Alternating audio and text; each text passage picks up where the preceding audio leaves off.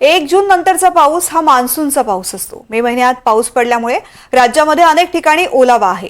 चांगलं बियाणे आणि खत देऊन शेतीची मशागत करण्याचा सल्ला हवामान अभ्यासक पंजाबराव डंक यांनी राज्यातील शेतकऱ्यांना दिलेला आहे। राज्यातल्या हवामान खात्यानं 10 जून पर्यंत शेतकऱ्यांना पेरणीसाठी घाई करू नये असा सल्लाही दिलाय। दुसरीकडे पंजाबराव डंक यांनी 1 इंच ओलावा असलेली जमीन पेरणीसाठी पोषक असल्याचं सांगितलंय। तर मान्सून वेळेआधीच कोकणामध्ये दाखल झाल्यामुळे कलिंगड उत्पादक शेतकऱ्यांचं मात्र मोठं नुकसान झालंय। कुडाळ तालुक्यातील वेताळ आंबांबडे येथील शेतकरी संभाजी साळवी यांनी 4.5 एकरमध्ये 2 लाख रुपये खर्च करून कलिंगड शेती केली होती। मात्र वेळेआधी जोरदार बरसलेल्या पावसामुळे कलिंगड शेतीची पुरती वाट लागली आहे। या कलिंगड शेतीमधून त्या शेतकऱ्याला सरासरी 5 लाखांचं उत्पन्न वर्षाकाठी मिळणार होतं। मात्र वेळेआधीच कोसळलेल्या पावसामुळे कलिंगडाची पूर्णपणे नासधूस झाली।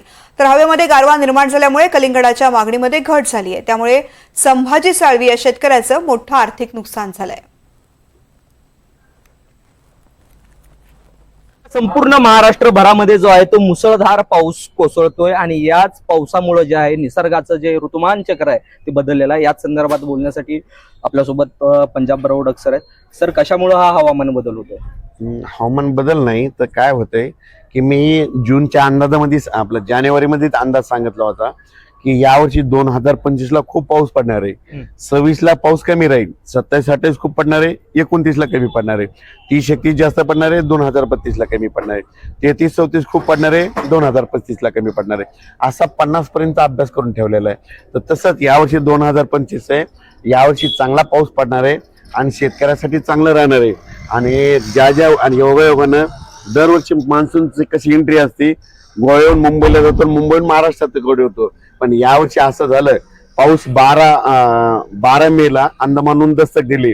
त्याच्यानंतर त्याने दस्तक दिल्याच्या नंतर तो तामिळनाडून केरळमधून शॉर्टकट तेलंगणामधून मराठवाड्यात आला आणि त्या मान्सूनला योगायोगाने काय झालं, मुंबईच्या अरबी समुद्रामध्ये एक चक्रीवादळाची निर्माण झाली, तिचं डिप्रेशन मध्ये रूपांतर झालं आणि त्यानं काय केलं, हे बाष्प खेचलं गेलं आणि त्या दोन्ही फिरल्याच्या नंतर महाराष्ट्रात एवढा मोठा मे मध्ये पाऊस पडला। सध्या जी आहे ती शेती पिकासाठी जी आहे पेरणीचा काळ असतो, पण पावसानंतर पेरणीचा काळ असतो, पण शासनानं आवाहन केलंय की पेरणी करू नका म्हणून। तुम्ही कसं पाहता याकडे? माझं तर म्हणणं आहे, मी शेतकऱ्याला मी एक अंदाज दिला, शेतकऱ्यांना तुम्ही स्वतःचा निर्णय स्वतः घ्या। फक्त काय झालं, पाऊस पडला पण शेतकऱ्याचे शेत दुरुस्त नव्हते। शेतकऱ्याला म्हणलो आता 1 जून ते 6 जूनच्या दरम्यान हवामान कोरडे, तुरळक ठिकाणी पाऊस पडणार आहे, कोरडे तितक्यात तुम्ही शेतीचे कामं करून घ्या आणि 7 जून नंतर परत राज्यात 7, 8, 9 जूनला परत पाऊस येणार आहे। मग जमिनीमध्ये 1 फूट ओल आहे, शेतकऱ्यांनी पेरणीचा निर्णय स्वतः घ्या, लागवडी करायच्या तर करू शकता, कारण की एकदम असा मोठा खंड पडणार नाही। तर खंड पडला बी असता तर तुम्हाला एक सांगतो कसा पडला असता, हे जे मान्सून आल्याच्या नंतर एखादं हे जे मुंबईला जे अरबी समुद्रामध्ये जे चक्रीवादळ होतं ते जर दमनकडे गेलं असतं, म्हणजे दुबईकडे जर गेलं असतं तर हे सगळं बाष्प घेऊन गेलं असतं। मग ते तिकडे गेल्यानंतर ते जोपर्यंत स्थिर होत नाही तोपर्यंत महाराष्ट्रात सारखं वारं राहिलं असतं। मग दुसरी प्रणाली परत तयार व्हायला 15 दिवस जातात। मग अशा वेळेस काय होतं, महाराष्ट्रात खंड पडतो, पण तसं झालं नाही।